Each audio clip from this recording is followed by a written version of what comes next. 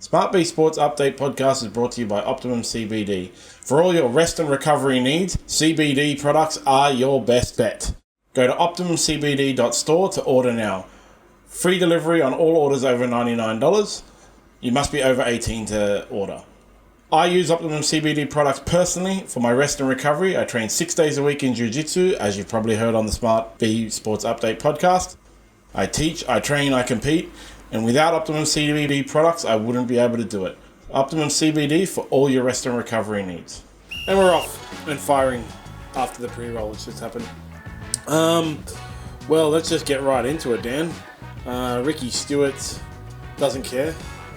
After last week, we did touch on it last week. There was a video circulating of a fan screaming out to Ricky Stuart, "Jaeman Salmon's a week, get a dog!" And Ricky Stuart having a good old chuckle about it. And, the Raiders were dominating the Bulldogs. I thought I was going to go 0-4 because they had a terrible tipping round. Or 0-5 or whatever it was, whatever game it was. And they were down 20-0. I'm like, well, I'm over rugby league for the week. And then check back an hour later. And the Bulldogs had come back on the back of Jaeman Salmon, scoring a try and jumping up, finding a camera and mouthing, "We got a dog," straight to the camera. Yeah, morning, John. Yeah, I ended up getting that one wrong on the tipping, but more than happy to get that one wrong, let me tell you. I pleasantly got that one wrong. A remarkable comeback by the Bulldogs, 20-0 down at half-time, to come back and win 32-20 in that fashion. And they just did it so quickly as well. They just went bang, bang, bang, bang, bang. 6 tries in that second half. Really well done. And as you mentioned, Stephen Crichton was sensational, but as you mentioned, Jaeman Salmon, he picked out a TV camera and said, "Weak gutted dog," into the TV camera after he scored one of his tries. Very appropriate after what Ricky Stuart said about him 3 years ago. Remembering when he was playing for the Panthers, Ricky Stuart called him a weak gutted dog in the post-game press conference. And then, as you alluded to before, Ricky Stuart was asked about it courageously by Fox League's Lara Pitt in the press conference. And he claimed to not care about it, but it was officially the most unconvincing "I don't care" that you've ever seen in your life. As we were talking about off camera just before, the people who say they don't care are the people who care the most, because if they really didn't care, they wouldn't feel the need to point out to everyone that they don't care. Yeah, well, if he didn't care, he wouldn't have been so petulant about it, right? Why would I care about that? Yeah, it was. You clearly do. If you do look at that press conference and look at his facial expression, it was the most sheepish, sort of, as I said, unconvincing "I don't care." And basically, his facial expression said, "I care so much about this," even though out of his mouth he was claiming that he didn't care at all. Surprisingly, he didn't blame the referees for the loss as well. It's that's never going to end at this point. I think Jaeman Salmon wouldn't have done it if there hadn't have been that video the week before, where Ricky Stuart was still basking in, winning that round kind of thing, like when he giggled about it on camera to the fan that yelled it out. And so Jaeman Salmon's response was, I think, masterclass. It was like what we say in the MMA. It was a 10-8 round to Jaeman Salmon. and it seemed to really motivate Jaeman Salmon. I mean, how embarrassing for a coach to have past comments, I guess, used as motivation against him years later. But given how ridiculous the comments were at the time, Ricky Stuart and the Raiders got what they deserved. I felt I thought losing that game and the way they lost it. Ricky Stuart got 2-game suspension for it, right? I think, was it one game? I think it may have been one game. I think, I said at the time, the worst thing about it was it's such a terrible insult. It sounded weird because it was, the actual insult was a weak gutted dog person. Yes. It was the insult that a 5-year-old comes up with when they're just trying to throw words in. Yeah. And he should have gotten an extra week just for the bad articulation of. Yeah, it's terrible. But seriously, like, how pathetic of a coach to make a comment like that about a rival player on an opposition team. Oh, it was awful. That's just pathetic conduct on his part. And this was a reminder of it. We've been reminded of just how pathetic that was from Ricky Stuart. And yeah, good on Lara Pitt for asking the question, had the courage to ask the question when nobody else in that press conference had the courage to ask the question. Yeah. Excuse me, sorry. And I've noticed that nobody in the media has talked about it since, as if it never happened. So once again, Ricky Stuart protected by his mates in the media, as usual. Oh, yeah, absolutely. They won't talk about it. They won't say anything about it. They won't say anything about his behaviour around it. No. The big news that they're talking about is Jaeman Salmon is now out for 6 weeks. Or 4 to 6 weeks or something like that, which is a big blow for the Bulldogs. How do they keep winning with these players just constantly falling and getting suspended ridiculously? Yeah, well, that's the problem, isn't it? I mean, you've got the trio of players suspended as well. Josh Curran, I think he's just about to come back. It was a 3-game suspension. I think he's served 2 of those games, Curran. So I think he's got 1 more to serve and then he'll be back. But Tupanua's still a little bit of a way off. Jacob Preston's a bit of a way off. And yeah, as you mentioned, Jaeman Salmon, that fractured ankle, he's going to be sidelined. So that's disappointing. And yeah, this is going to catch up with them. They can't keep losing players like this and it not have an impact. But then again, I mean, they've started the season 8-1 for the first time since 1994. It was their biggest comeback since 2001. They were down 20-0 at half-time, came back to win 32-20 against the Northern Eagles in Gosford in 2001. That's going back. They were down 20-0 early in the game and came back to win that game 32-30. So it's their biggest comeback win since 2001. That's how big a comeback it was. So well done to them there. But yeah, I just Ricky Stuart sort of got what he deserved there. Yeah, that's a bit of karma coming back to bite him. And he can't really sit there and be too critical of his own players when his own comments have come back to bite him and opposing players clearly use them as motivation here. How can a coach under those circumstances sit there and be critical of his own players under those circumstances? Well, it is Ricky Stuart, so he definitely could. Oh, yeah. Well, it's everyone else's fault, isn't it? It's always everyone else's fault. It's so unfortunate that Salmon is out now. Do they play each other again? I believe that I don't think that they do in the regular season. I don't think that they do. I'm going to quickly check that. But, yeah, it would have been nice if they did, wouldn't it? Yeah. Because it would be a nice rematch and there'd be some interesting build-up to it. I'm just having a look now through the draw.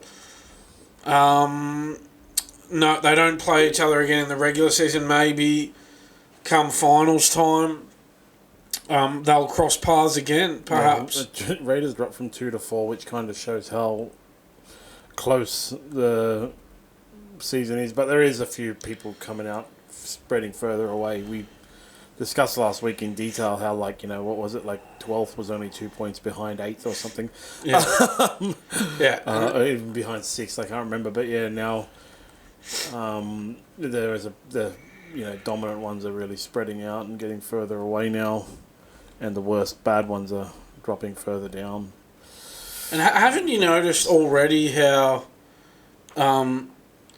people are already sort of saying how great a coach Ricky Stuart is just because the Raiders have had one good start? His mates in the media are already talking like, I heard someone say that he's among the elite coaches in the game alongside Craig Bellamy. Just because they have one good start to a season, God, how ridiculous is that? How over the top is that? They've had a good start. There's still plenty of time for them to fall away here.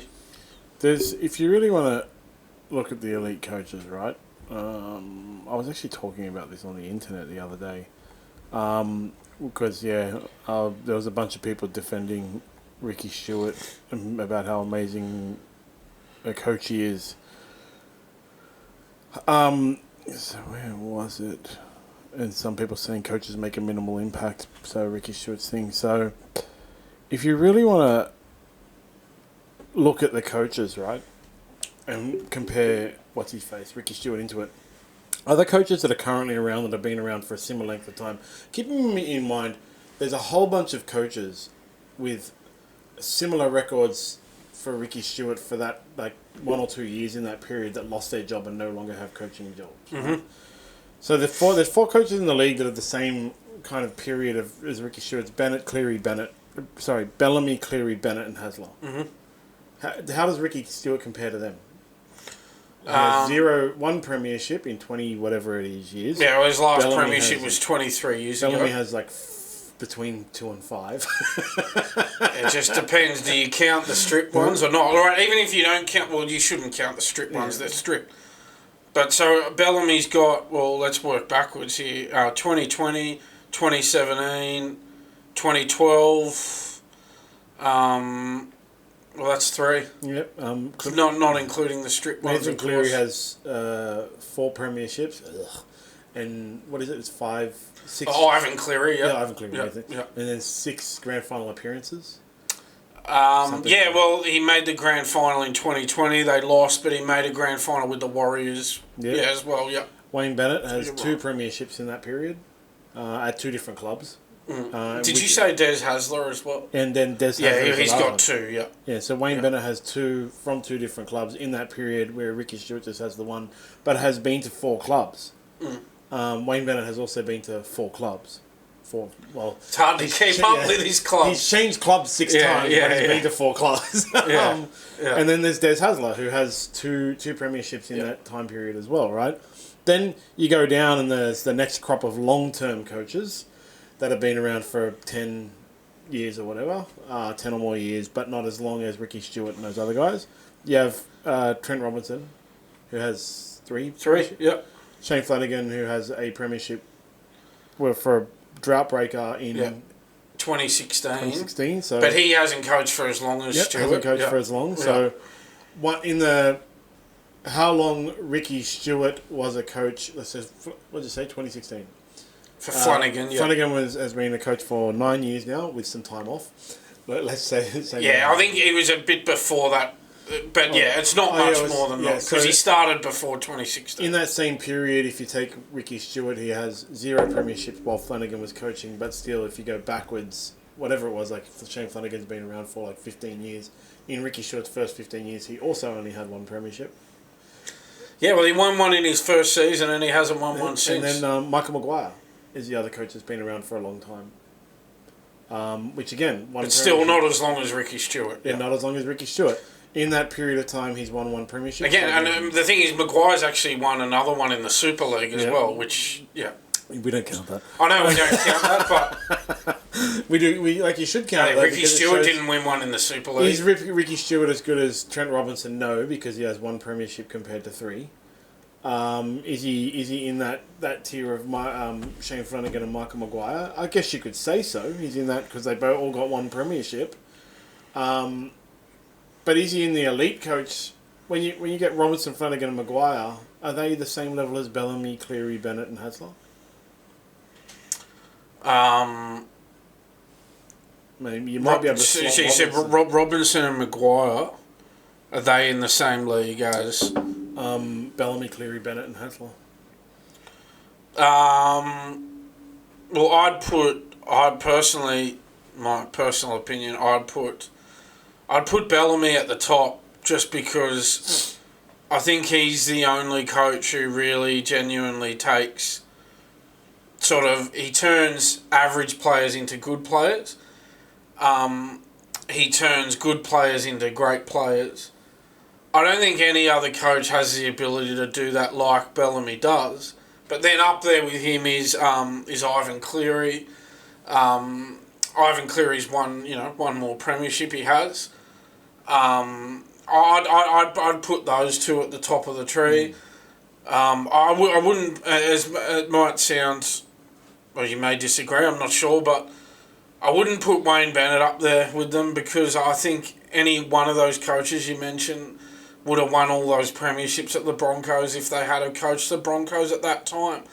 This is the thing, and I heard people talking on TV about this last night, is that I think Wayne Bennett's enjoying the fact that the Broncos have basically fallen apart since he left the club the first time, and that nobody else can enjoy success with him like he did, and I think he enjoys telling everybody that, look, I'm the only one who can win premierships at the Broncos, but back when he was coaching the Broncos, it was a different situation. The Titans weren't there. When he was winning premierships at the Broncos, the Titans weren't there, the Dolphins weren't there.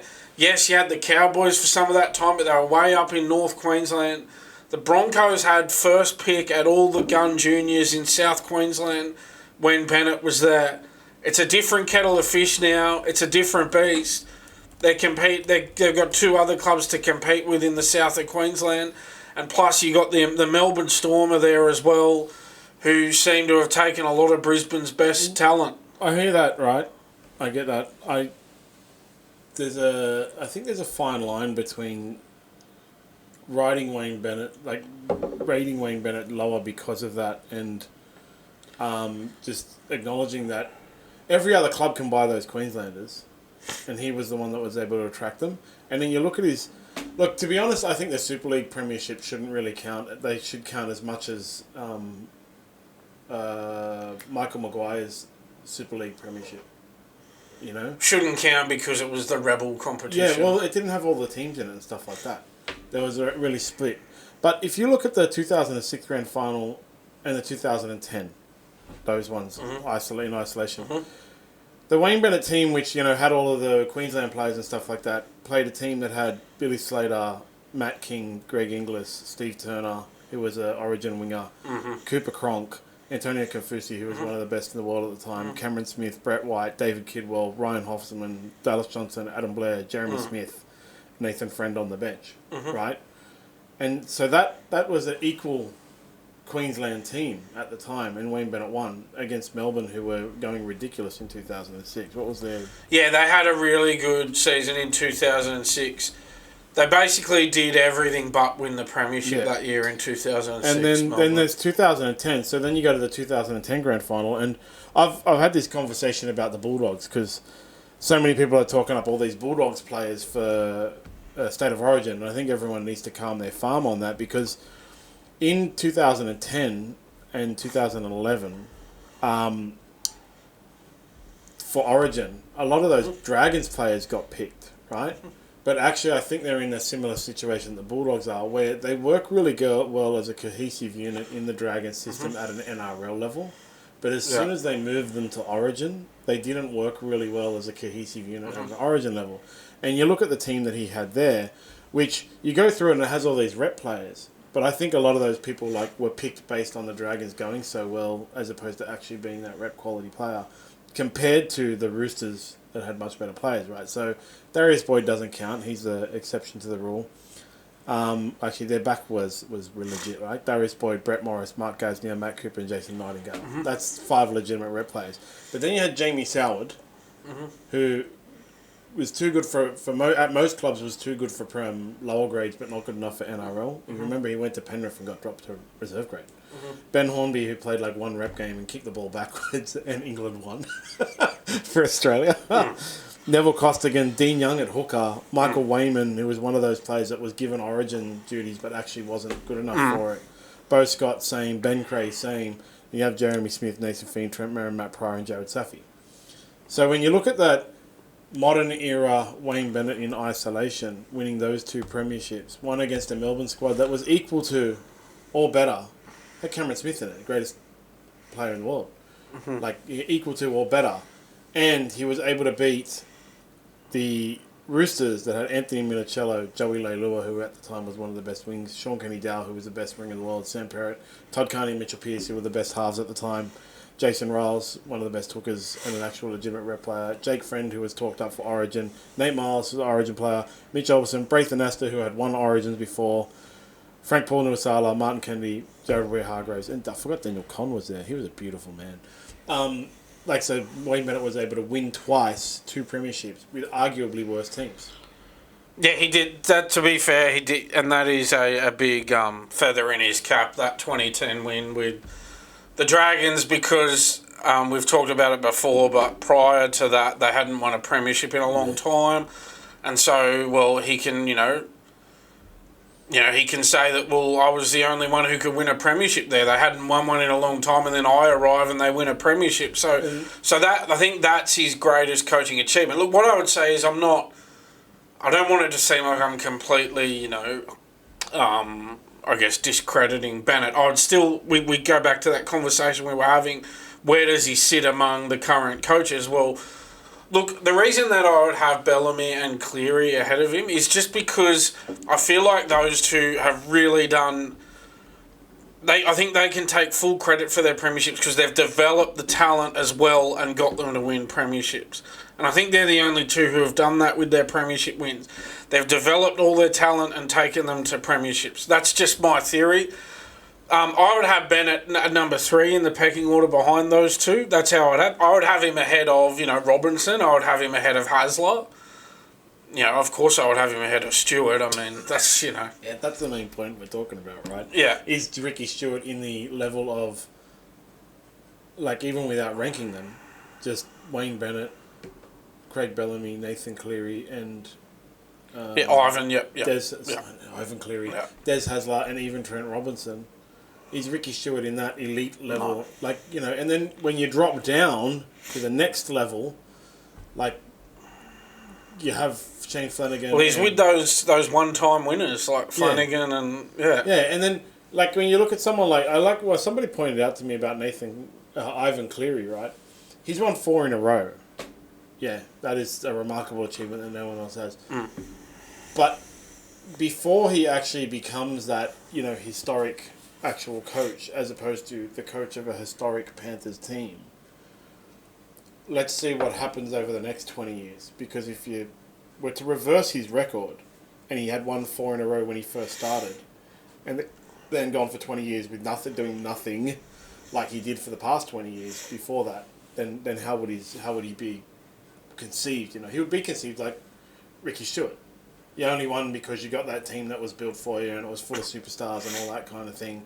And then when you had to go out and build your own team, look what happened, right? So if he had won his first 4, would have been an amazing thing. And then we'll go on 20 years without winning again, like Ricky Stuart. There would be a lot less on Ivan Cleary. And you remember he went to the Panthers. When did he go to the Panthers the second time? I'll check that. When they made the premiership, right? I'll check that. But he was at the West Tigers beforehand. Yeah, no one could do anything there. Just going to check that. Excuse me. But yeah, just with that, I'm just waiting for this to come up here, but just with that Ricky Stuart, excuse me. Don't die on us. Just with that Ricky Stuart, Jaeman Salmon feud. Sorry, I might get my computer's just crashing a little bit. When did he get to Penrith? 2019. With that Ricky Stuart, Jaeman Salmon feud, isn't it pathetic how the incident was from a junior league game in 2010, the incident that got Ricky Stuart's nose out of joint.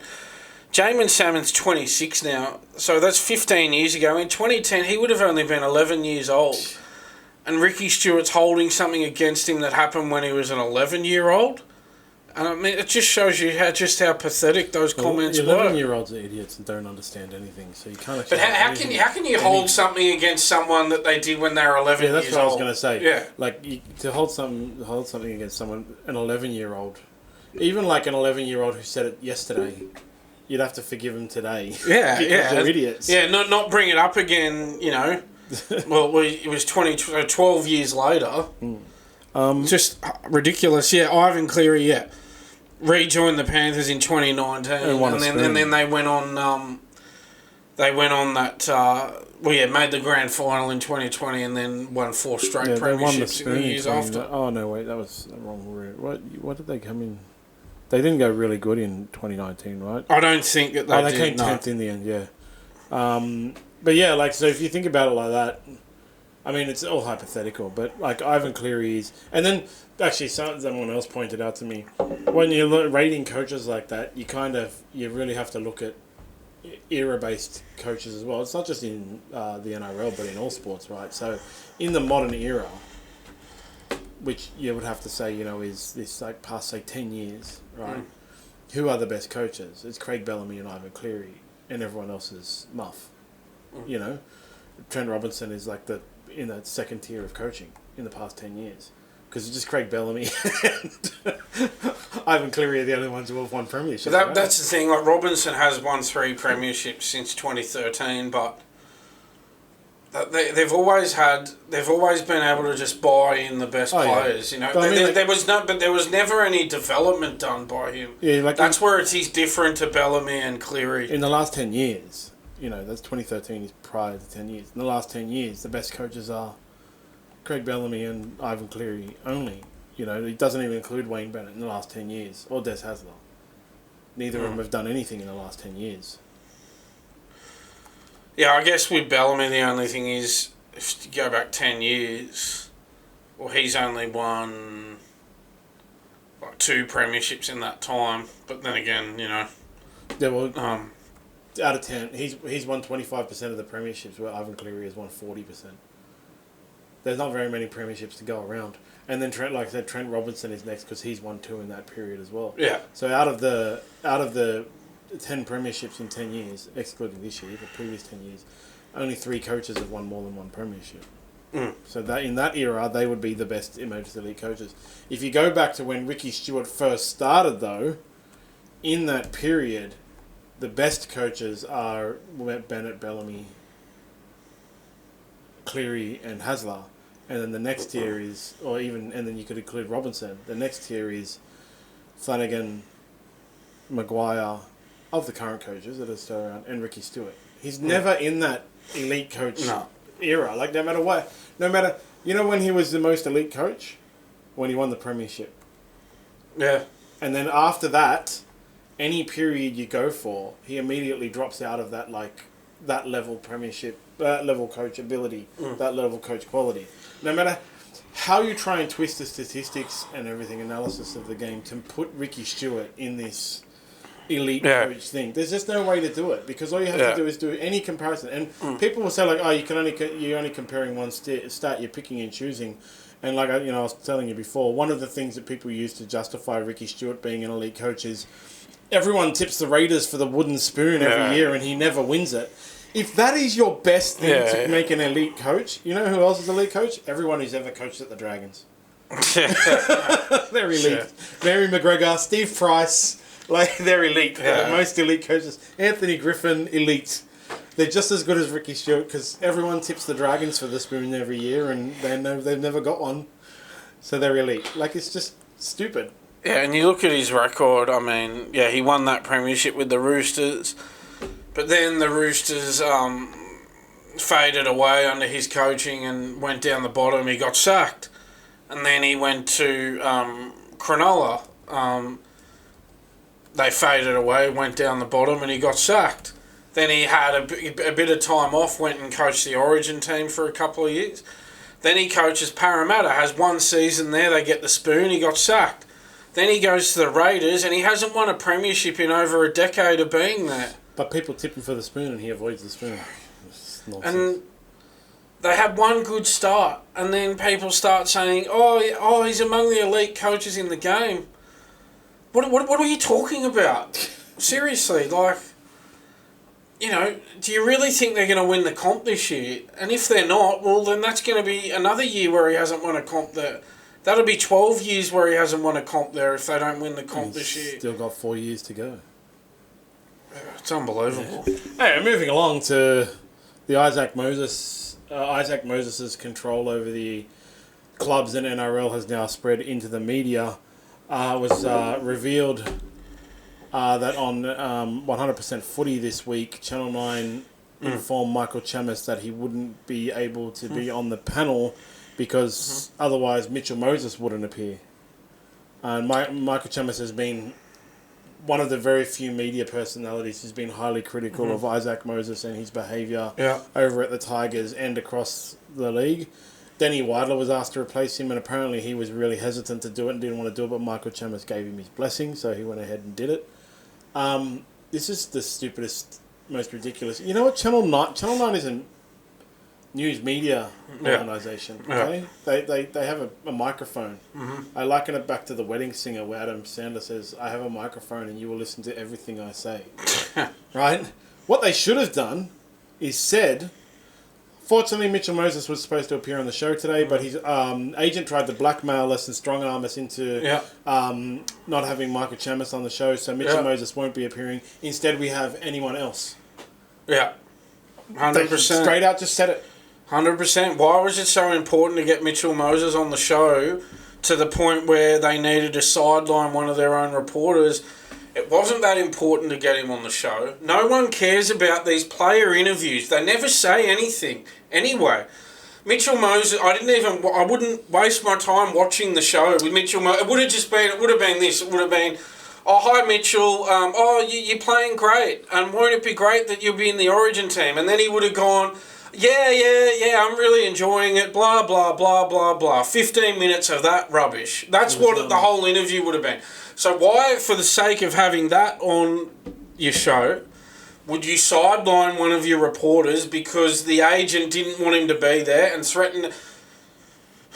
Who cares that much about Mitchell Moses being on a TV show when all he would have done is dish out cliches on the show anyway? They did interview... I didn't watch, but I just saw a clip. They asked him about whether he reckons he can play 5/8. Oh, wow. Oh, yeah, that's riveting. Did anyone, when asking that question, think he was going to say no? Oh, yeah. Did they really ask him, are you going to play 5/8, Mitchell? Oh, my God. What groundbreaking television. I must tune in. Guess what his answer was? What was it? Yes, I can do that. Oh, my goodness. Oh, wow. That's enthralling and television. That's why Michael Chammas How could I have missed that show, John? That's why Michael Chammas was dropped. How could I have missed that show? But how much more effective would it have been for them to simply say, open the show with, hi guys, welcome to 100% Footy. One of our guests today was meant to be Mitchell Moses. Unfortunately, his manager tried to strong-arm us and threatened to not have him on if we didn't get rid of Michael Chammas. We have integrity, and we're not going to do that. We are going to tell you that this is what Isaac Moses did. And so, how are you, Michael? Why was it worth... I guarantee you the ratings wouldn't have been much different because why was it worth going to the extent of sidelining one of your own journalists just to have Mitchell Moses on the show? It would have made no difference to the TV ratings. As you said, if they were that determined to get a player on, for whatever reason, why I have no idea because none of them say anything interesting publicly. Well, then, as you said, just pick some other player. There's plenty of other players they could have picked to go on the show. There's 289 players, first-grade, first-choice players in the league. Yeah, and I think it's... On a serious note, I know we were joking around before, but this is just pathetic of Channel 9 to cave in to Isaac Moses 100%. Like this. They should have stood by... Michael Chammas is one of the... I feel sorry for Michael Chammas that he was put in this position...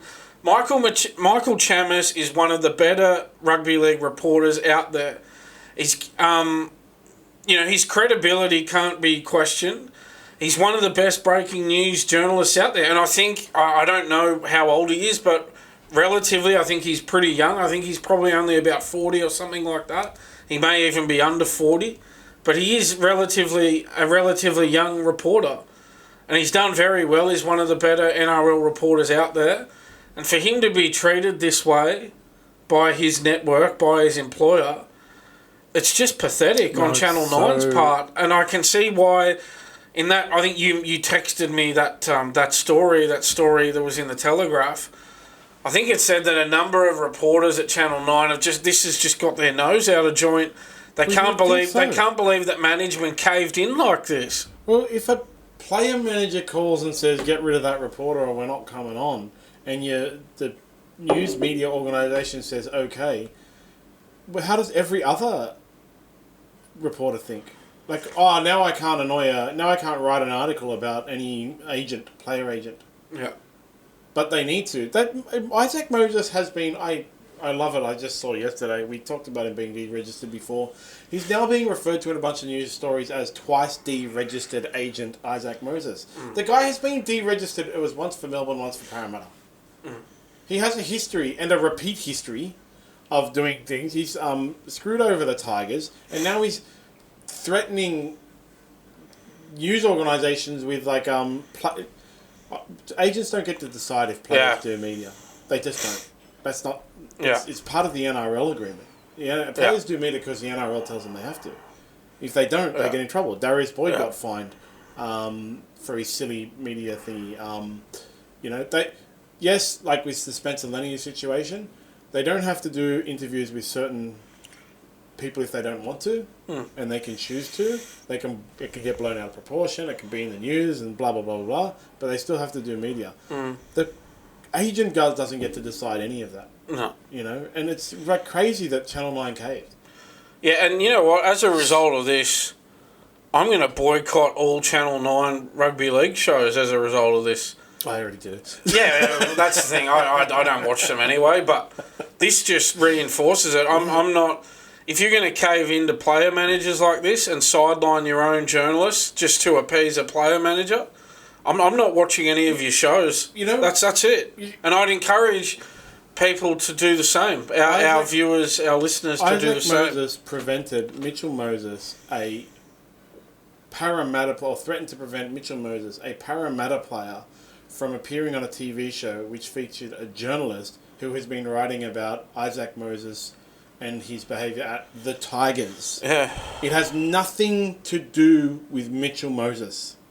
Nothing to do with Parramatta, although apparently Lachlan Galvin's already signed with Parramatta. But so now basically what they're kind of saying is every single player that is managed by Isaac Moses won't be on 100% fully if Michael Chammas is there. Again, all that Channel 9 actually had to do was jump on and get... Who's the host of it? Is that the Braith and Astor one? Are you talking about 100% fully? Yeah. James Bracey. Yes, James Bracey first opened the thing. Sorry, for the rest of the year, we won't be featuring any Isaac Moses managed players or coaches. And this is why, and how are you, Michael? That's the actual response. Yeah. Not, and I'm not going to come on I'm not going to let him come on if Michael Chammas is there. It should have been, cool, now none of your players can come on. That's okay. And I feel sorry for Chammas because, because you'd be so tempted to just hand in your resignation on the back of something like that. But the problem is, he's just not going to, because he's got such a good gig there. He's not going to want to do that. He's not going to want to give up the gig that he's got, and you can understand that, but. Again, I don't know how old Chammas is. I'm guessing. I reckon he might be under 40 maybe, or about 40. I don't know, but he's not, he's not, not old. He's not in the latter stages of his career or anything. But if he, hypothetically, if he had been, in his 60s or 70s, probably 70s now, given the cost of living, I don't think many people are retiring in their 60s anymore somehow. But if he hadn't been in his 70s, you'd go, well, that'd be that. You'd go, well, I'm not putting up with this. You'd bail on that. It's just the whole thing's just ridiculous. It's just unbelievable. Why do they care so much about getting Mitchell Moses on the show? Right. Again, my personal view: whenever they get players on these sorts of shows, I switch it off. I change the channel. I go watch something else. I want to watch the panel have hard-hitting discussion. Well, as soon as they get a player on, it just becomes all light and fluffy, and they have to just, every time they just suck up to the player. And it's just boring TV. I don't want to watch that. I don't know if there's people out there who do want to watch that, but I don't want to watch it. As soon as a player comes on and is interviewed on one of these shows, I switch it off because it's boring. Back in the day, they really only used to hammer the management, right? They have to... Well, there's a lot of things, like I've had these discussions before in personal thing about other stuff, but all the players are basically friends of friends of friends of friends. So they seem so hesitant to do anything bad to any player because then it has a trickle-on effect through all things. So, they won't ask players hard-hitting questions because then that player will that player's mates will then not like that reporter, and then that player's mates who are mates with other players will not like that reporter, and so on. It's like a big domino effect, and it just makes it boring. Yeah. And why do they get? Why do Channel 9 care so much?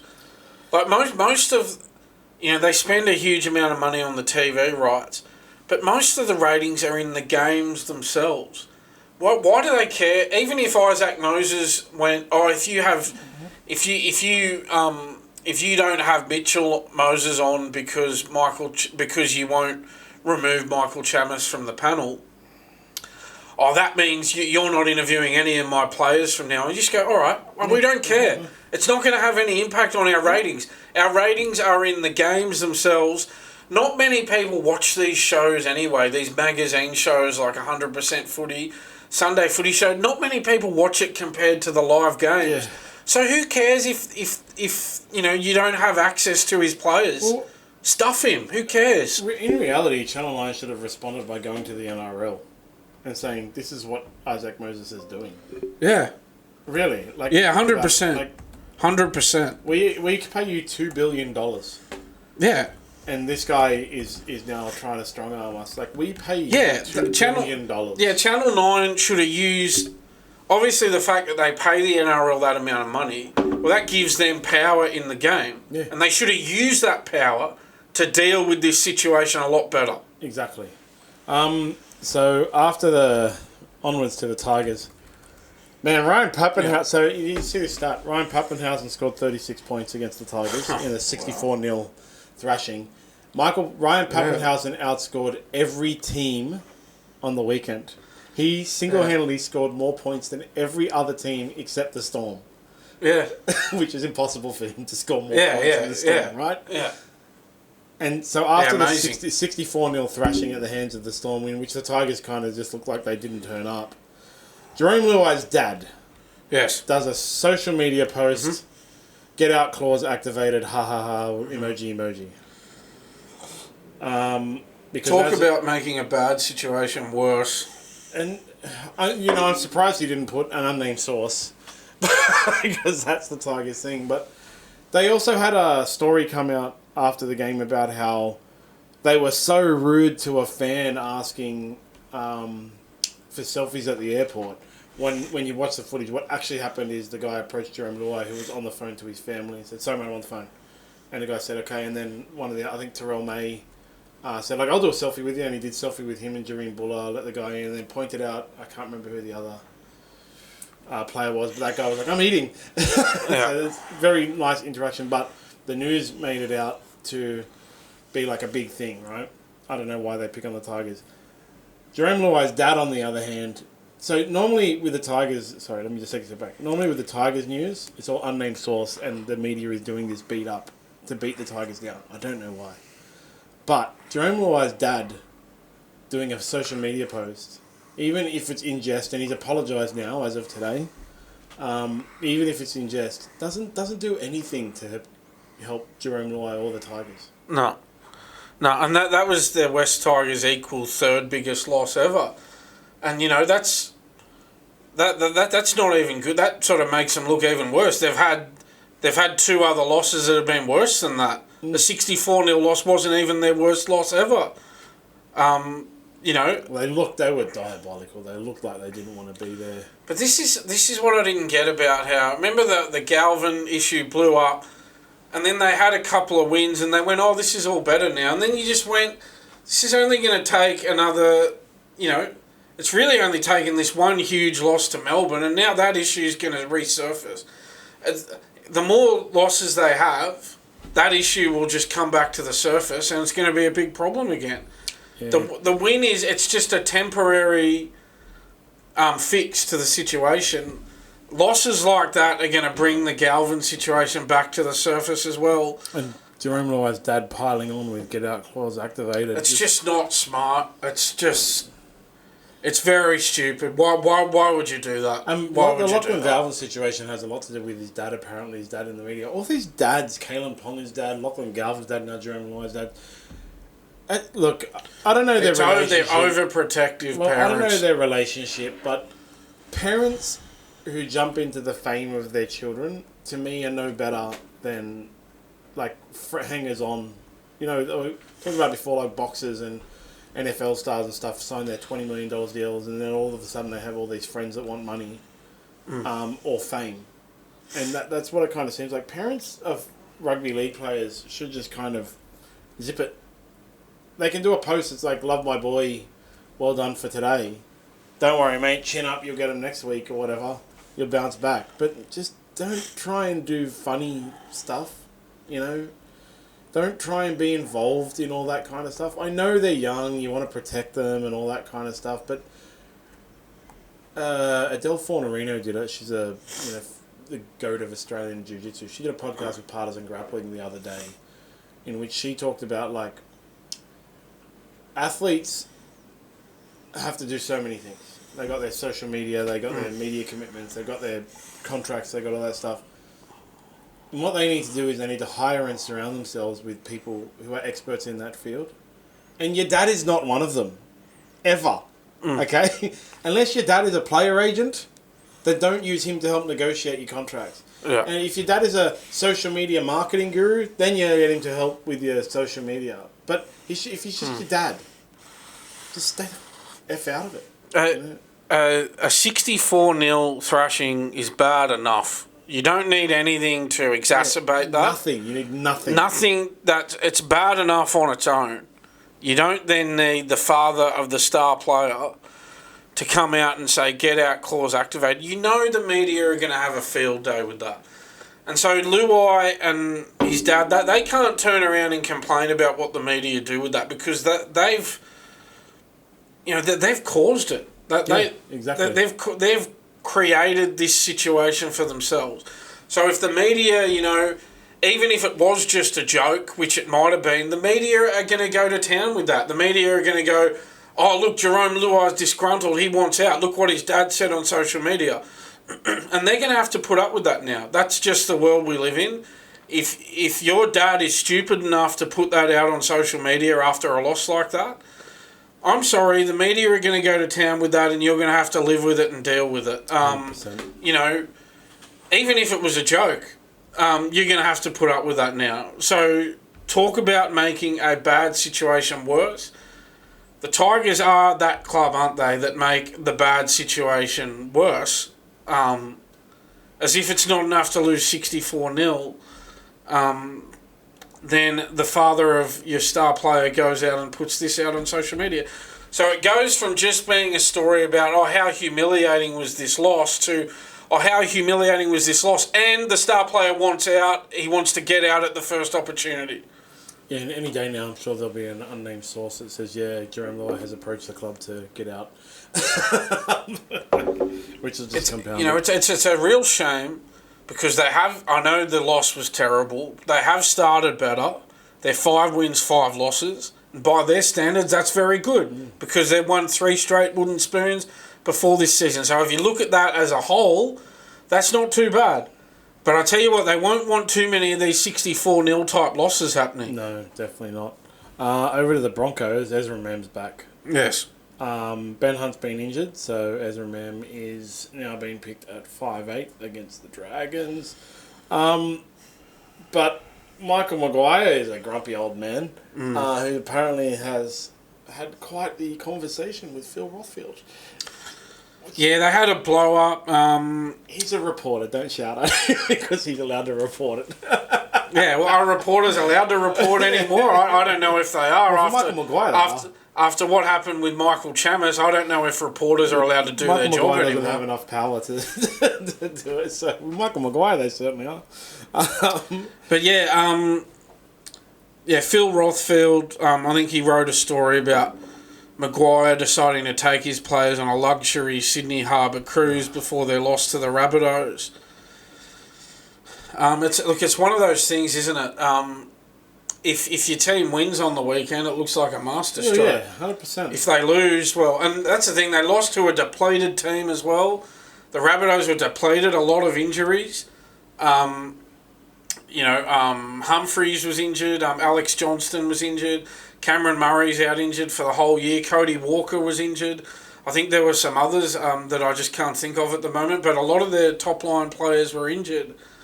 And that Latrell Mitchell 50-metre 2-point field goal that just was ridiculous. And then his try at the end really did not look good for the Broncos. No. No, that was... That was really poor, that last try, wasn't it? Yeah. The field goal was the field goal. It was a freakish bit of play, but the try at the end just didn't look good. It reminded me of the kind of stuff that Preston Campbell used to do. And actually Ben Hornby once. Preston Campbell once, I remember he got the ball in goal and then stepped behind the goal post. And so the player ran to the right of the goal post and then Preston Campbell stepped the other way and went the other way. But at a game I was at once, Ben Hornby collected the ball in goal and stamped his foot on the ground like he had gone out as the siren ran. And then he started like calmly strolling back into the field of play while the players had started to walk off. Yeah. But the ref went, game's not like I haven't come and stop or something like that. And then I think it was actually against the Titans and Preston Campbell jumped on him and whoa! But he was fully trying to do a like calmly walk up the field a bit and then go for the run. And that's what it was. Like Latrell Mitchell was like, Simon was going or whatever, game was over, and he went, it's over. Okay, go. Yeah. It was really pathetic, like really, not like, it was really bad. And as you said, man, if they had have won and they had defended that try, then the news story would have been, Michael Maguire takes Broncos on a harbour cruise which gets them primed for the game to dominate the Rabbitohs. But to yell at Phil Rothfield, you don't yell at reporters unless you start the conversation with off the record, bro. This is off the record. I'm about to shout it. Yeah, look, it was a great feel, and look, I've been one of Latrell's bigger critics. But look, it was a great field goal, and well done to him. He won the game for his team. Stupid, like single-handedly. Absolutely ridiculous. But haven't you noticed that whenever he does something like that, and look, full credit to him, he's a match winner, he won the game for his team. But the media are so over the top, glowing of him when he does something. Latrell, he's sensational, the great Latrell. I mean, he's got to do that. It just doesn't happen often. That's the thing. I mean, I know I wrote a column about him last week and a column about Des Hasler, and then you go, but the Titans won, the Rabbitohs won on the weekend. Yeah, all right, I know. But it doesn't happen often enough, and it still doesn't change where those two teams are overall. Yeah, it's funny, the number one biggest complaint about the rugby league is consistency. Consistency in the refs, consistency in the decision making, consistency in the high tackles. By the way, there were 0 sin bins in our sin bin count this week. Yeah, I think I said it would take till round 12, but it was quicker, round 10. They don't. Fans are not consistent in their criticism and praise of players week to week. Yeah, Latrell Mitchell needs to be consistently that good, consistently hitting 50-metre field goals to win games. It can't just be a once-a-year thing. Yeah, consistently leading his team when they're depleted against one of the ladder leaders, one of the favourites for the competition. Consistency in every single week.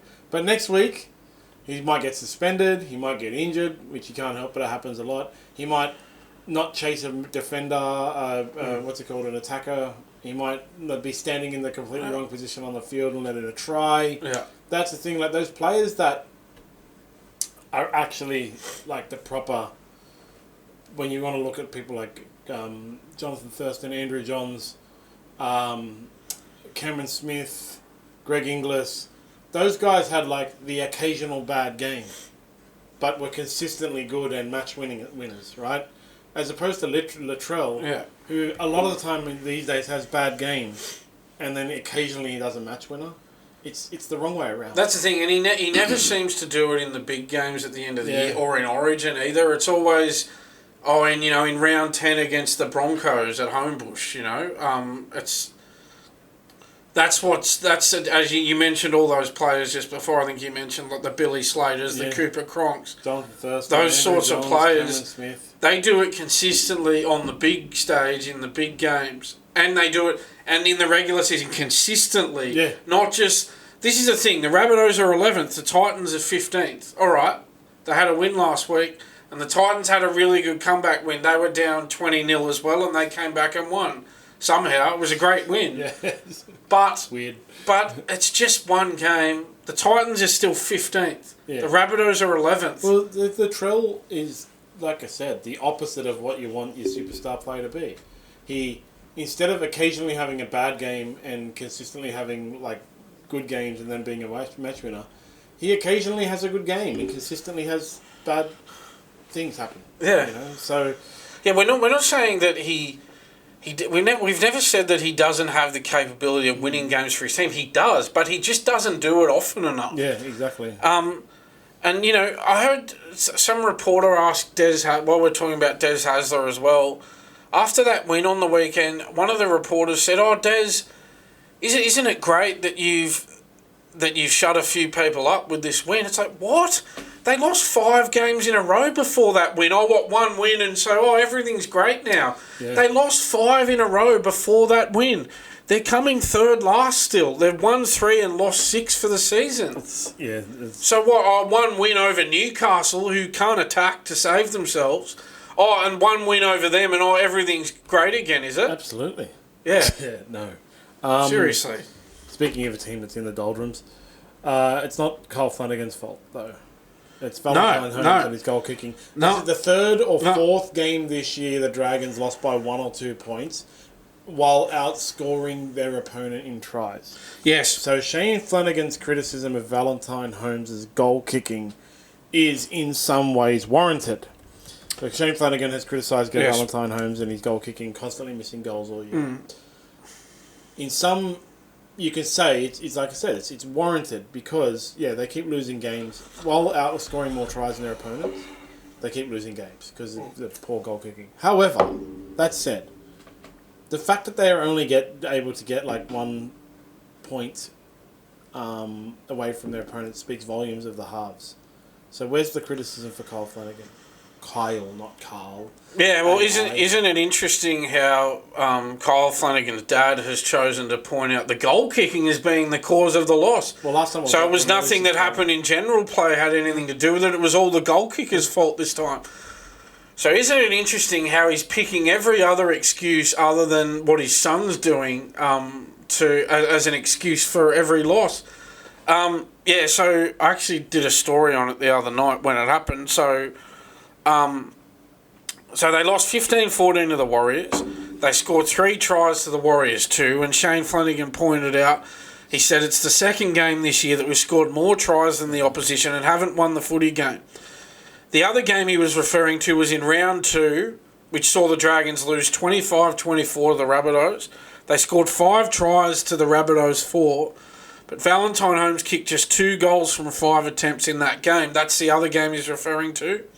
The game against the Warriors, Holmes only kicked 1 from 3 and he missed a field goal from in front as well. And Flanagan kept going on about it in the press conference. He kept saying, we didn't kick our goals. We didn't kick the field goal.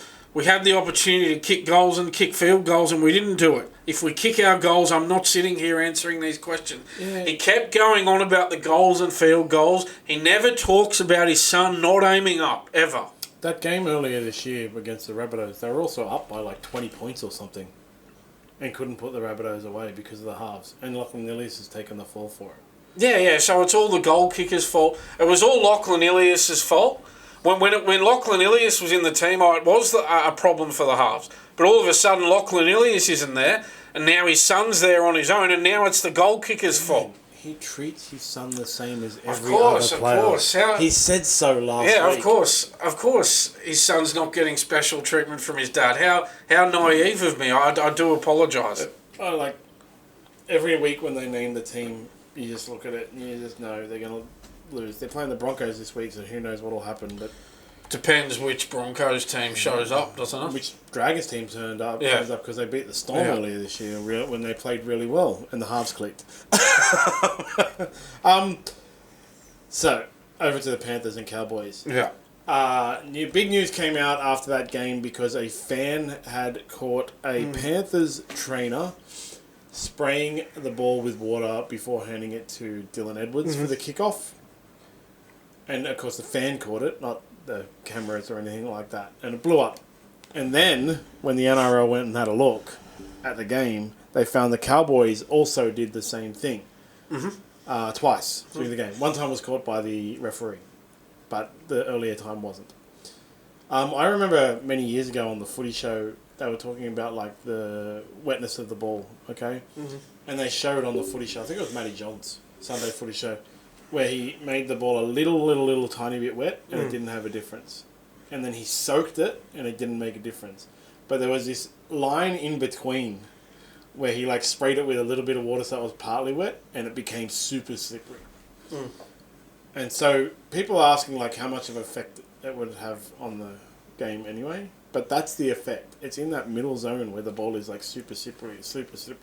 Where it's first got a bit of water, it's not so slippery. When it's super wet, it's easier to understand where to hold.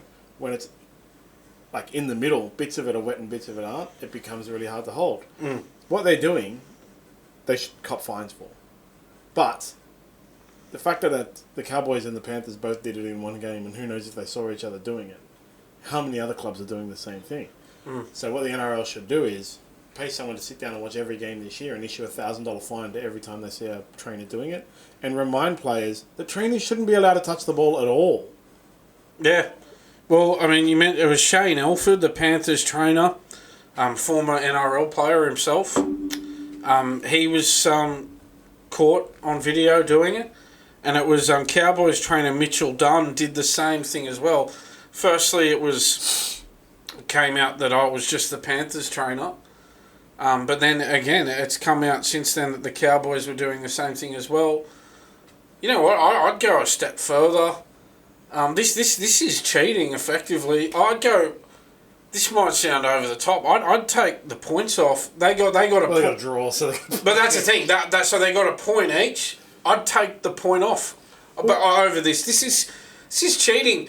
When the cricketers did it with the sandpaper in South Africa, Steve Smith walked out of the country like he was a criminal doing it. These blokes are doing the same thing, and it's no big deal. Well, that's what, like, I think the fact that they both did it speaks volumes. Like, if two people do something individually in a sport, it stands to reason that a lot of other people are doing it. Even though it was in the same game. Yeah, I'm sure others would have done it. So they should really, like, go back and look at how many people do it. Tell you what, if they take a point off those two teams who had the draw, no one's doing it again. Yeah, I guarantee definitely. you. If you want a punishment that stops them from ever doing it again, you take the point off those two teams that had the draw. I think they should go to the point now because of that and ban trainers from the field altogether. What are they even doing there? Like, really, what are the trainers actually doing there? They're running water, right? And they're coordinating the defence. They're basically becoming like a 14th man on the field that isn't allowed to touch the player, but now they're allowed to touch the ball and spray water all over it. Like, what are they even doing? They should just ban them from the field. That's the thing. People talking about, I'll fine them. What, a fine? That's not going to be a deterrent. I don't think they should fine the Cowboys and the Panthers for the events on the weekend. I think they should go back and find every occurrence of it throughout the entire year across every club and issue a fine for every single time any person did it. And then hand out, like, I don't care if it's like $30,000 worth of fines to the Dragons and $20,000 worth of fines to the Panthers and $80,000 to the Cowboys or whatever. They find 80 occurrences of it. Because you just don't know. Like, the reason it came out is because a fan happened to be filming at that exact moment. Yeah. Not to catch someone spraying water with a ball, but just happened to be filming at that exact moment and accidentally caught Shane Elford spraying water on the ball and so posted it to social media. Yeah. And then since then, someone sleuth has gone through and found the Cowboys doing it twice in that game. How many other occurrences are there? Yeah. Not just in that game, not just for those two clubs, but across the board. So go on. Yeah, I would like it because they got caught and everyone and strip those points. But I really want them to go back and find all of them, and because of it, just justify banning trainers from the field. Again, sandpaper scandal, Cape Town 2018. Steve Smith, David Warner, Cameron Bancroft copped 12-month bans. They were all a disgrace. As I said, Steve Smith left South Africa as if he was some criminal who was the world's most wanted man or something, and all they did was put sandpaper on a cricket ball. It's the same thing. It's that was ball tampering. This is ball tampering. But it happens in rugby league. Oh, it's no big deal. We might fine the trainer $1,000. We might not. No big deal. No, same thing. Actually cheating. Yeah, it's cheating. And it's cheating. I like when the referee caught him, the Cowboys trainer, he actually said, "No, get another ball." He sprayed water on the ball, so the referee knows that is ball tampering. Yeah. Secondly, I saw a thing that in some rule book about the trainers, like someone put it on the internet. The rule about the trainers is they're actually not allowed to handle the ball. But how many other occurrences have there been of trainers handling the ball? What else are they doing? How many other clubs are spraying water all over the ball? Mm. What if they start spraying Gatorade all over the ball? Yeah. It's unbelievable. I just can't believe the people are just like, oh, it's no big deal. I mean, it's a huge deal. Yeah. It's cheating. It's legitimately cheating. Yeah, they're cheating. When you cheat, you strip points. 100%. Is that messaging me over and over and over? Okay, but man, I couldn't tip anyone this weekend. I tipped Manly, and they clearly just can't play. That Daly Cherry Evans saga is sus as. I tried to get some inside goss. I got a little bit of inside goss about Daly Cherry Evans, and one of the reasons the Roosters are releasing players is to sign someone big. They had an issue with Newcastle and their stupidity. Apparently Newcastle dogged them on Dom Young. Newcastle approached the Roosters about buying Dom Young early. And the Roosters replied and said, yep, fine, we'll let Dom Young know he's free to go to other clubs. We'll let his player agent know. And Newcastle offered to buy take on all of the salary. Then when it was approved, Newcastle said, oh yeah, but we don't want to pay the salary. So the Dom Young deal fell through. But the Roosters were freeing up a bunch of money, and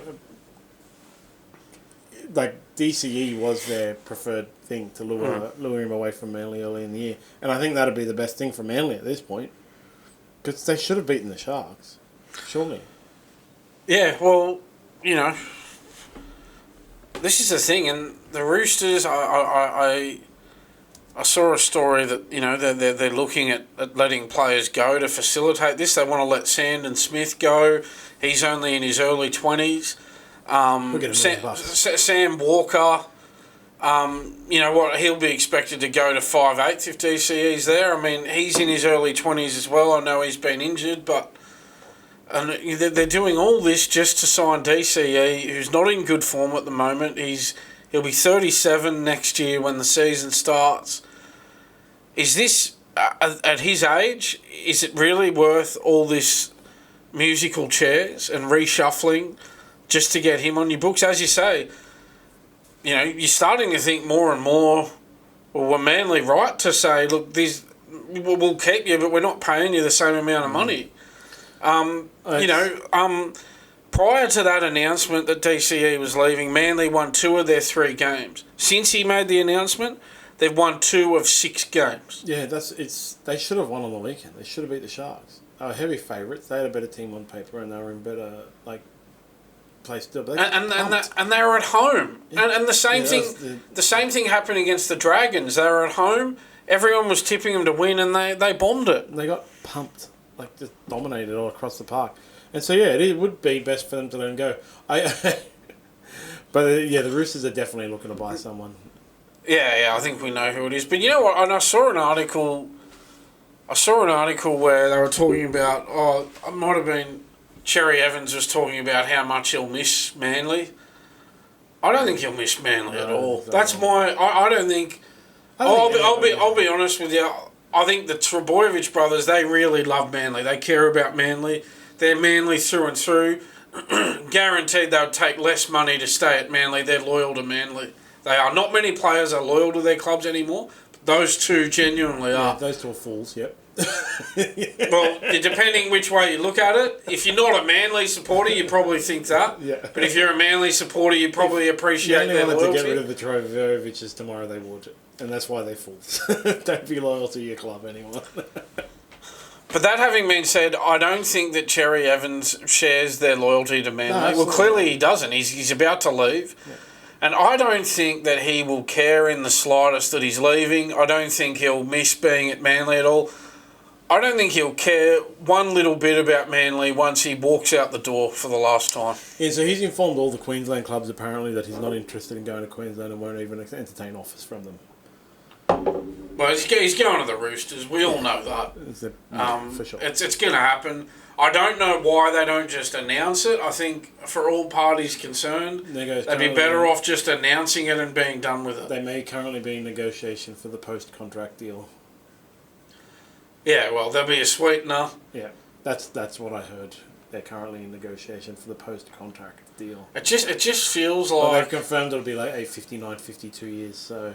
It just feels like it's a lot of effort and a lot of their salary cap space for what maybe not a lot of reward. That's my opinion. He's not the linchpin that's going to win them the premiership. He's the gravy that they're going to add to the top for the other signings that they're going to announce. You know, they got a big war chest for next year. And okay. So my response to that would be, well, if these other signings are so great, wouldn't they have won the comp with Walker at halfback as well? No, because they have to. They need new backs, they need new forwards, and they need new halves. But I tend to think that, well, all right. I mean, if you've got enough other good signings around him, well, Sam Walker could do it. I know he's young. No, but that's what it's the Sonny Bill Williams, Michael Jennings, James Maloney triumvirate of win. You know, like that's what they're looking to do. I'm not saying it'll be successful. Yeah, I mean, I just think they, if there are enough good signings around him, I think Sam Walker could do that. But anyway, Well, he's very injury prone. He is injury prone, but he is only very young. He was the $1 million man last year, and now Sandon Smith's going to get $1 million probably. That's the thing. The DCE hasn't won a premiership for 14 years either, and he's going to be 37 next year. So, I just don't think it's going to be. It's not going to be this Cooper Cronk scenario where I get what you're saying. I know what you're saying. I know the similarities between this and that Sonny Bill, Maloney, Jennings situation. But I just don't think that this is going to eventuate like that for them. No, I don't know. I don't know if it'll work. No. But it's the DCE needs to fix that Manly situation now. You see the clubs that are in the most bad situations that shouldn't be are the ones that have their halves in the news. The clubs that are in the most bad situations that shouldn't be are the ones that won't sack their halves. So everybody, it's all about the halves right now. Phil Gould's been on the Twitter. Man, one of the things I like about the Phil Gould Twitter is a lot of fake tweets come out. It's quite frustrating because I don't look at Twitter. I just log onto Twitter to laugh. So fake Phil Gould tweets I say a lot of them. Fake Phil Gould tweets posted to Facebook, posted to Instagram, stuff like that. But he's done a cryptic tweet about some big news coming at the Bulldogs. I wonder if it's the signing of Daly Cherry Evans. It's not. 10:38 PM on Monday night. He tweeted, "Plenty happening at the moment. ... Things are bubbling away behind the scenes. ... Interesting few weeks ahead. ... And there was speculation that someone said, "Oh, is it DCE?" It's not DCE. No, it's not DCE, guys. So then, what is it? Is it Lachlan Galvin? What else could it be? And if it is Lachlan Galvin, I don't get it. And he went cold on Sexton again. Someone asked him, "Oh, is Toby Sexton? Are you closer to re-signing him?" And he sort of dodged the question in a weird way. He sort of said something like, "Oh, Toby Sexton's going great. He's had great development. Excuse me. He's the halfback in the team that's on top of the ladder at the moment. You got to give him more credit than that, don't you? And he's not even on a high salary. He's a halfback delivering on not a high salary. What more could you want if you're managing their salary cap?" He asked for too much money. Yeah. That's what it is. So Phil Gould is talking him down now to convince his agent. But this is the thing. Do they think they're going to get Lachlan Galvin cheaply or something, do they? I think so. Oh. Yeah. Because who's going to offer big money to Lachlan Galvin except for Parramatta? Bulldogs only have to beat Parramatta in the potential to earn a premiership to sign a halfback like Lachlan Galvin. They can get him for 900 instead of the 1.3 million that he wants. But apparently Toby yeah. Sexton actually did ask for like $1 million. Did he really? Yeah, apparently. I don't know. I get that from friend of a inside contact, like blah blah blah. Knows the account. I'm not saying it's an accounts girl. Knows the accounts girl that works on whatever, Yeah. So apparently, that's what I've heard. That Toby Sexton's manager actually asked for $1 million. Oh, so you've got a scoop on that, do you? Yeah, but it's like I can't. It's so far removed in the rumor mill that I couldn't possibly say it's a thing. Right. So what I heard was, from multiple sources, Toby Sexton's manager asked for too much money, and then someone else told me that friend of a blah blah blah blah blah. My neighbour's his dog walked by the person who works on the account, that kind of thing. That he asked for over $1 million or $1 million. So, I think that just gives me I'm reading a book now that's funny about rumours, but the rumour is Toby Sexton asked for too much money. And when somebody asks for too much money, Phil Gould's immediate response is to talk him down to the media. Yeah, to explain to them. So Toby Sexton, for Phil Gould to say, Toby Sexton has developed really well. He's a player in development. His code for Toby Sexton's asking us for too much money. We're not signing him for that price. Pay him development money. We'll upgrade him. He's on $350 or whatever it is a year. We'll upgrade him to $600 or $700, but we're not going to give him the million that he's asking for type thing. He's developing. Then again, if Dylan Brown is getting $1.3 million, can you blame? But that's the problem, the thing. Fletcher Sharp played one good game the other day, scored a hat trick.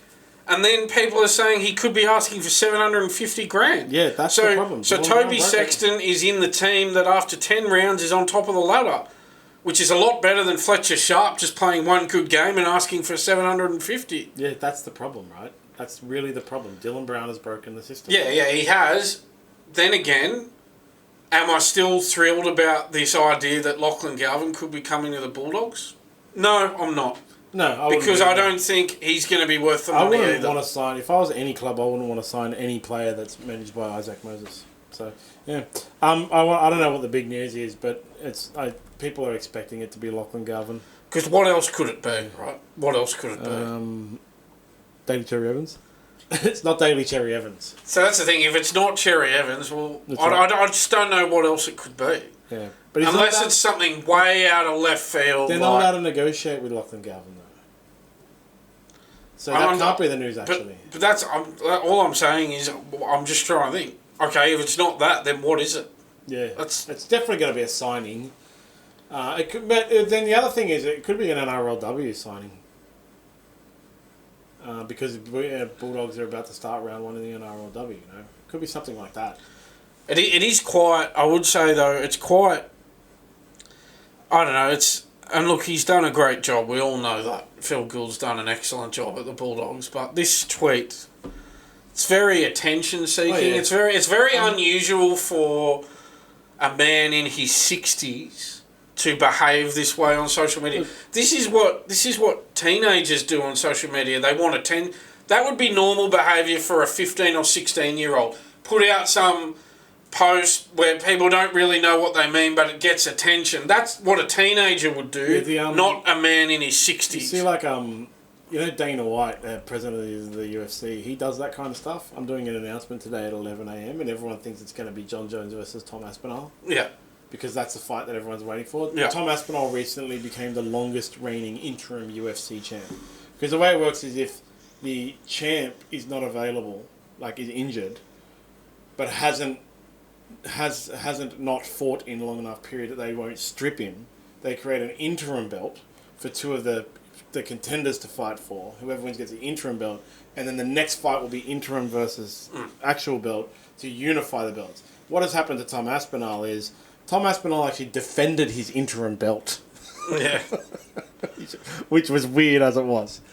But yeah, Dana White has, for the past year, since all this nonsense has been happening, putting out cryptic tweets like, hey guys, I'll be doing an announcement at 11 a.m. And the most recent one was that John Jones has been confirmed to go against Nate Diaz, who is a lightweight. And everyone was like, what the hell? But it's in some Russian reality television show. They'll be coaching some MMA fighters or something. Yeah. That's the thing. This could be a curveball that's not really... And that's what I was going to get to. It could be just that, we're opening a bakery downstairs. because that is like a new thing on the social medias. I don't think Gus Gould 100% manages his own social media either. I'm sure the Bulldogs media team would manage a lot of it as well. So that's the kind of thing that they may be doing. So we'll see what happens. But it can't be Lachlan Galvin, actually. It just can't. Because for it to be Lachlan Galvin, the Tigers have to publicly announce that they've given him permission to negotiate with other clubs before his period. His period for negotiation is 1st of November this year for 2027. So nobody can sign or even talk to Lachlan Galvin right now, even though Parramatta apparently did. Allegedly. Isaac Moses. So it can't be Lachlan Galvin. It's not Daly Cherry Evans. Yeah, and I did say it's unusual for a man in his 60s to do that. There is a man in his 70s who does it, and he happens to be the President of the United States.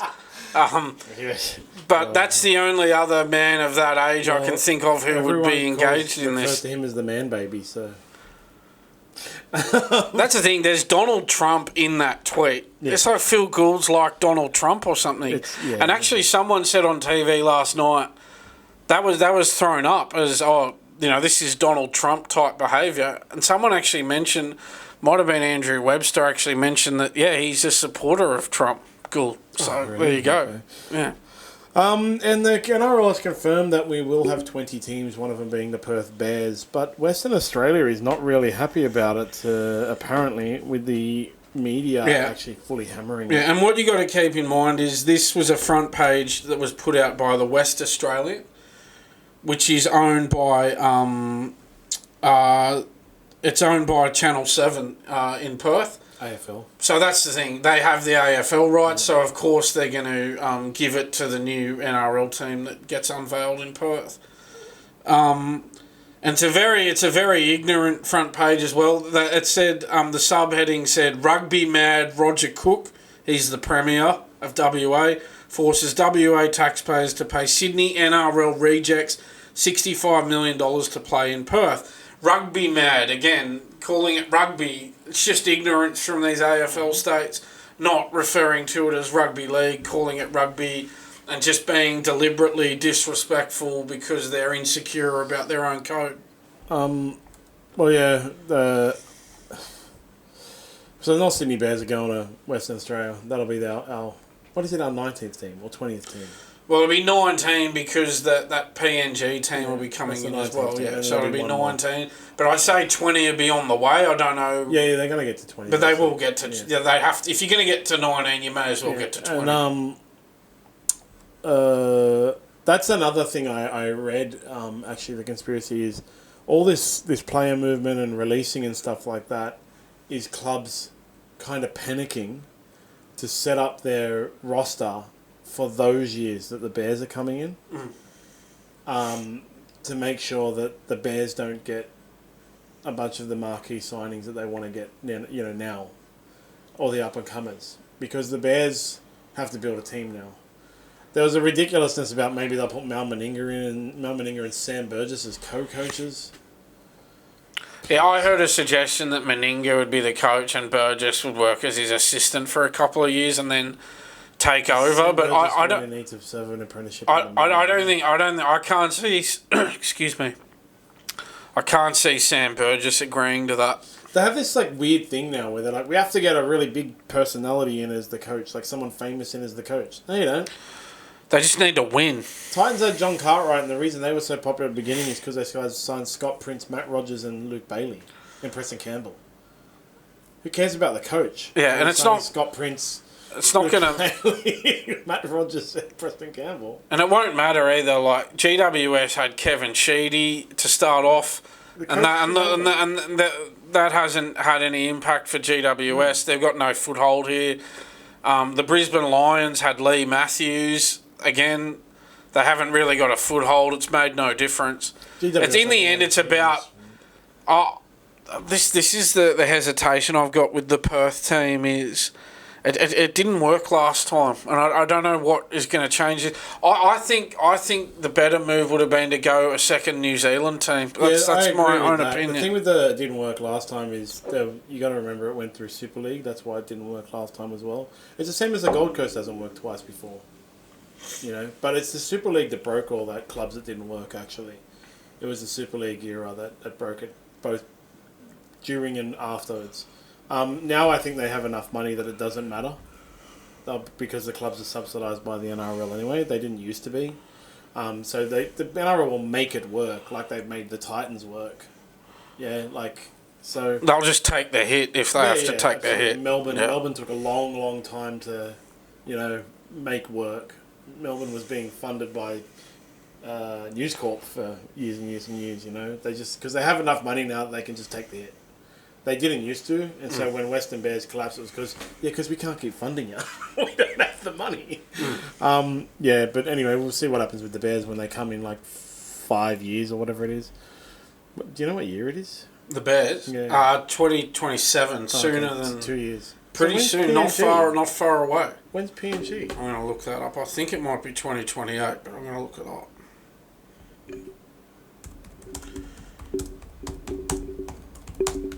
But yeah, the Bears coming in 2027. They're going to play one home game at North Sydney Oval as well. So there you go. Oh, that's cute. Yeah, so they're going to have the same colours as the North Sydney Bears, and they're going to play one game at North Sydney Oval. So it is still the North Sydney Bears. It is the same club, but they're just relocated to Perth, essentially. So they'll be able to fit 13 people to watch. But how good for the North Sydney supporters that they've got... Essentially, they've got their club back, and they must be over the moon. It's like 10 Christmases at once. They should get Jason Taylor to be the coach. That'd be good, wouldn't it? Yeah. A Bears legend, or Ben Eichen, or someone like that. Yeah, Ben Eichen's busy. Get Billy Moore involved and Gary Larson and those sorts of blokes. If they really want to boost it. Okay, what am I looking up here? When is PNG coming? Yeah, this computer PNG.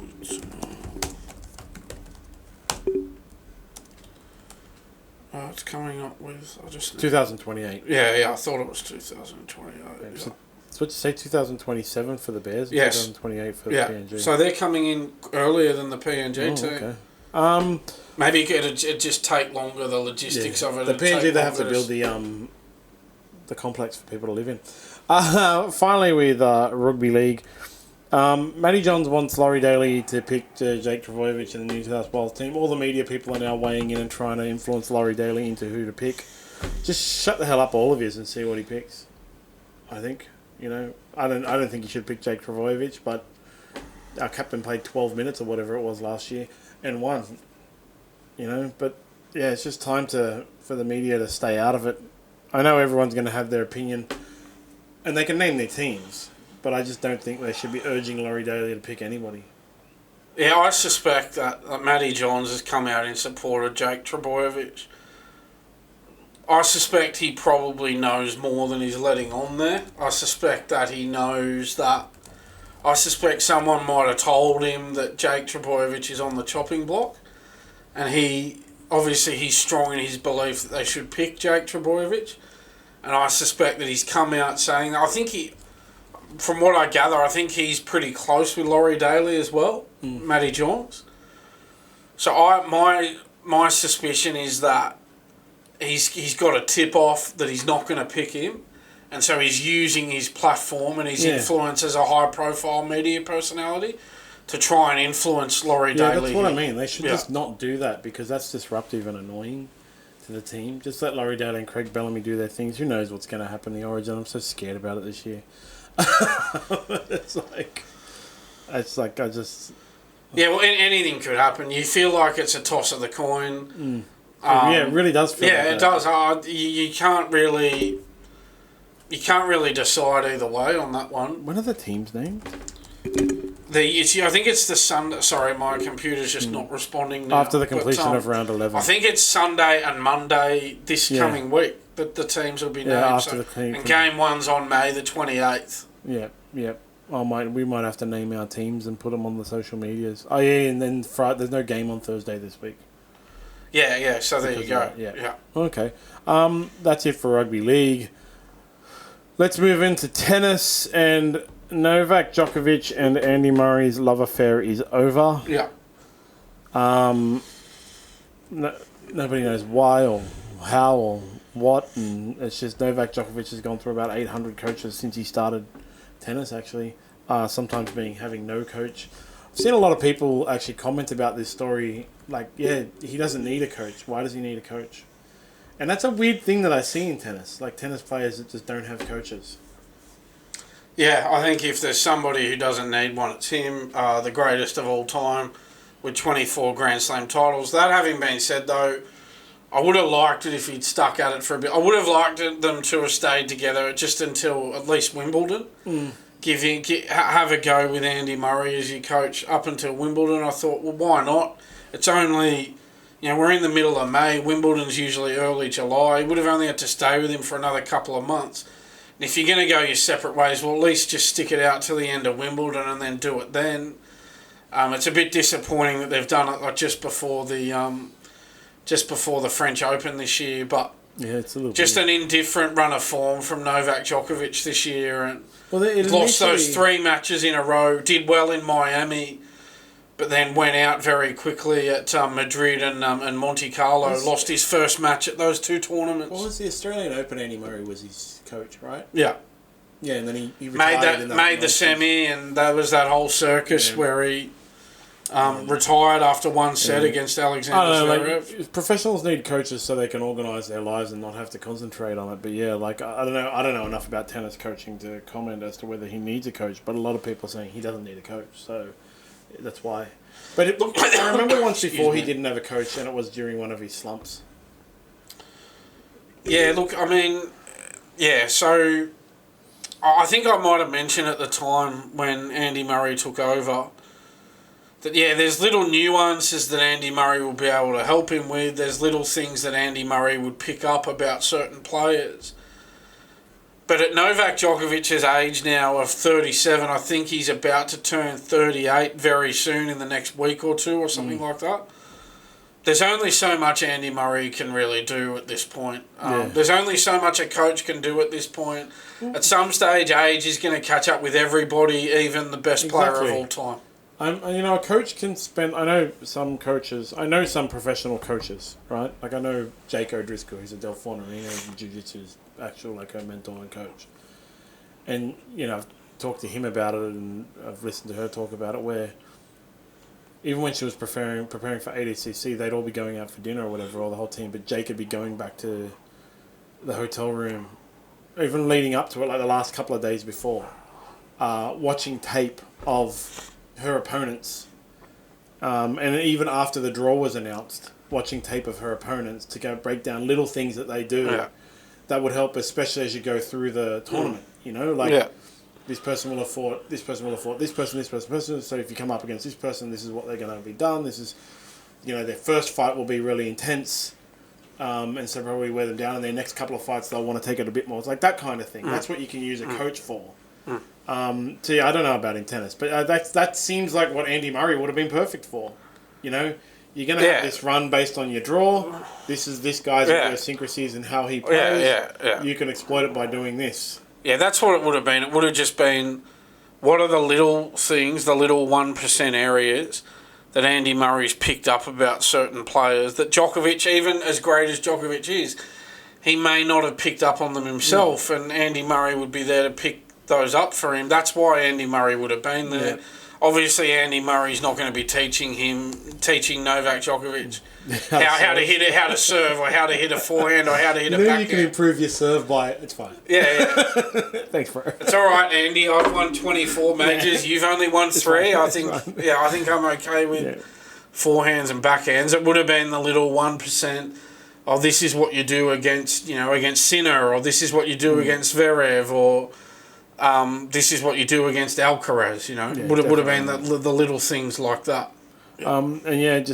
Draghi Sinner has, of course, been pretty successful because he's popped up full of steroids, allegedly, at the Italian Open. He's through to the quarterfinals now. Yeah, sorry, my computer's a bit busted here. I can't look anything up. But, through to the quarterfinals of the Italian Open. That was after a 3-month ban, which conveniently got served after he won the Australian Open. And didn't miss a major. He's back before the French Open, and not just before the French Open. He's back conveniently before his home tournament of the Italian Open, and now he's through to the quarterfinals. And there's every chance that when we're sitting here next week, he will have won this event, I'm sorry to say. But yeah, it's looking like if he doesn't win this tournament, he's going to go very close to winning it. And if he doesn't win the French Open, he's going to go very close to winning it, I think. Yeah, well, Alex de Minaur didn't get through, though. He got beaten this morning, yeah. So that's a bit unfortunate. Yeah, but, well, doesn't matter how far Yannick Sinner goes, asterisk next to his name. Yeah, that's right. Could be on drugs. And finally, with cricket, Virat Kohli has announced his retirement from Test cricket, which is the first stage of retirement for all cricket players. Yeah. So he won't be playing the long form of the game anymore.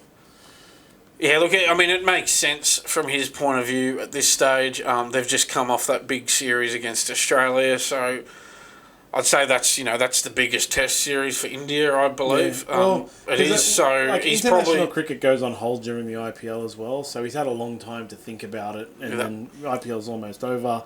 It did get halted due to the stuff in India and Pakistan, and it's probably time for him. He didn't perform very well. And that's the thing. He's got a better record in ODI cricket as well. ODI cricket takes less out of you than Test cricket, of course. Much shorter format of the game than Test cricket. So, it just makes sense for him at this point to just be an ODI and T20 hitman. Yeah.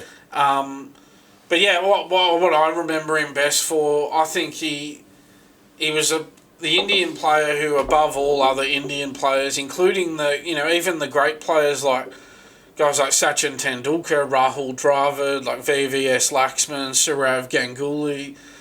Even those great Indian players, I don't think they came out here with a real intent to win Test series out here like Virat Kohli did.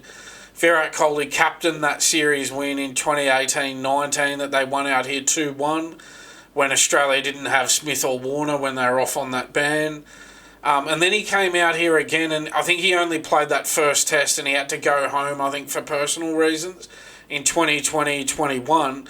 But they won that series out here as well, 2-1, and I think he had a lot to do with that. He came out here with the real intent to win.